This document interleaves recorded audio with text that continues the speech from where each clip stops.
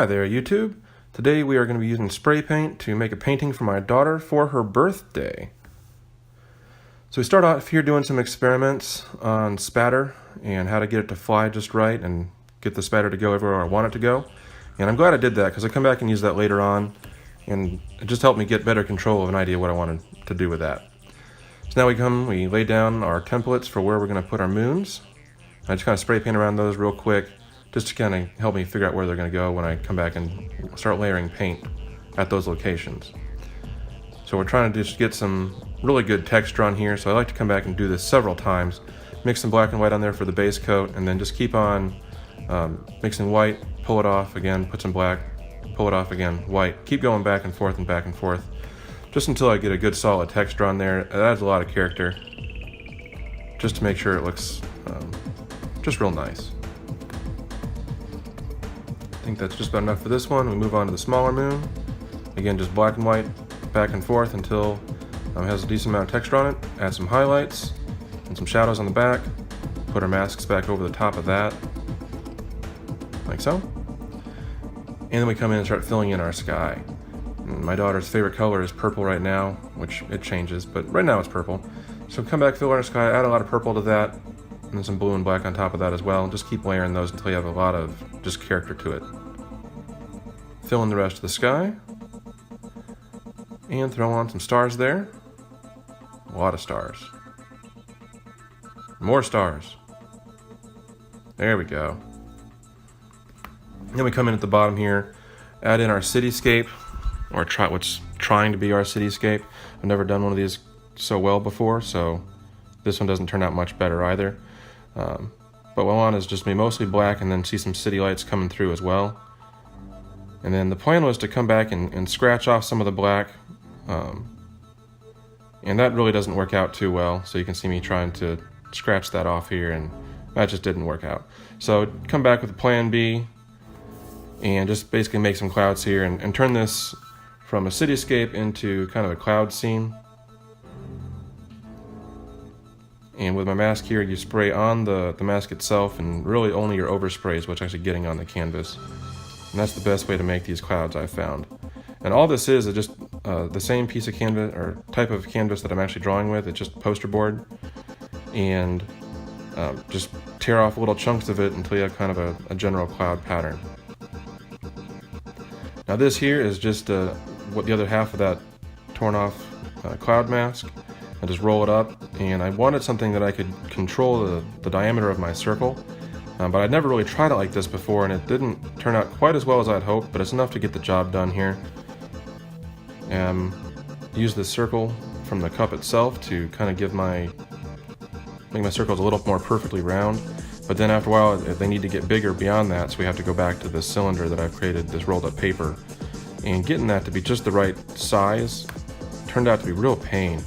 Just getting it to be the size I wanted it to be, and then get it to stay there while I'm trying to paint around it. It kept trying to spring free on me. But again, it was enough to get the job done here. And we just keep moving down, letting the circle get bigger and bigger as we come closer, and kind of create that illusion of things getting closer to us. So you can see that final look there. Now what we want to do is have a kind of a ray coming out of that, getting closer and closer to us as it getting bigger and bigger as it gets closer to us. And again, I had never done this before, and this is only my third spray paint painting, so I only have a little bit of experience here, but I think it turned out okay. And when I pulled this rainbow texture off, I wanted it to be whiter underneath than the purple clouds and stuff. So I put that white down first, then come back with the rainbow colors, pull that off just a little bit to have just a little bit of the white coming through.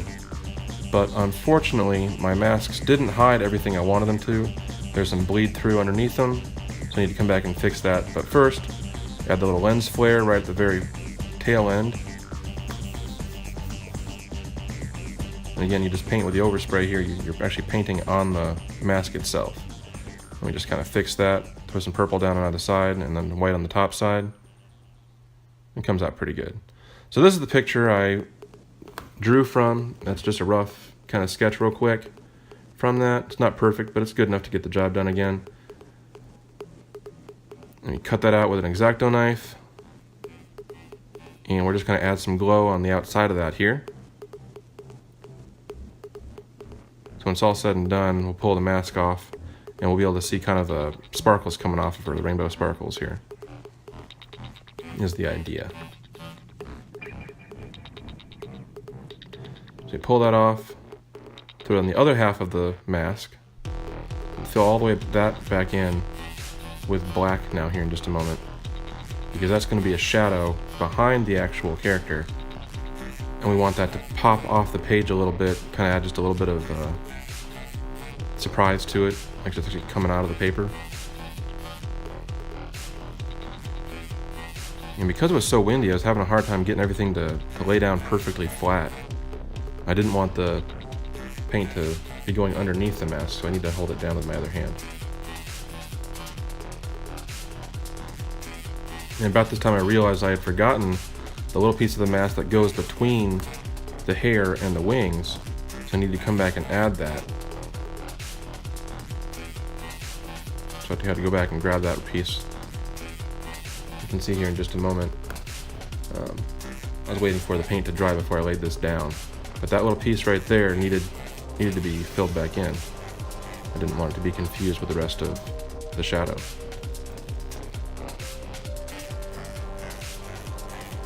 Pull this off, take a look, see how it looks underneath. Not bad. Try to clean it up a little bit though. And throw this back down and then slide it forward just a little bit so we have a shadow behind our character. And now we come back and actually paint the actual character on top of that. Again, she is mostly blue, but I wanted to throw some rainbow in there as well. As I move forward here, I think I kind of lost track of what was supposed to be blue and what was supposed to be rainbow, so I have to come back and fix that later. I almost forgot my masks there at the top, so I needed to throw those down so I don't have too much overspray.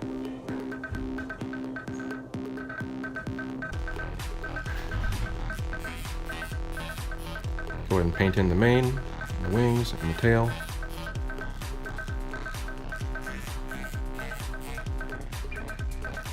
Finish off the legs a little bit.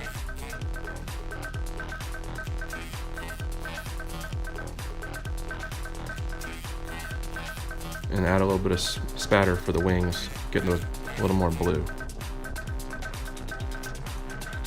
And on the tail as well. Throwing some red down there. Let's take a look at that, and this is when I realized I had too much rainbow, not enough blue. So throw that mask back down, come back and try and fix it.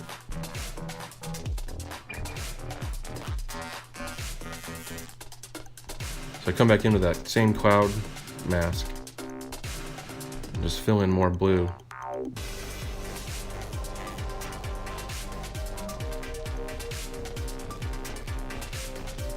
That's looking better.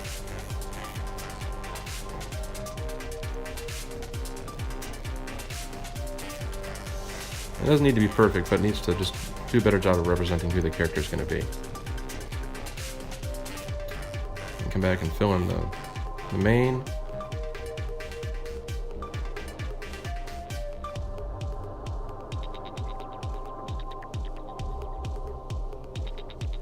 There we go. Then we come back and we spatter through the hair and the wings and the tail some more to get some extra color in there. I think this really helps this pop a little bit more than it would have without the spatter. A little more on the wings. The wings are supposed to be blue, so we get that in there.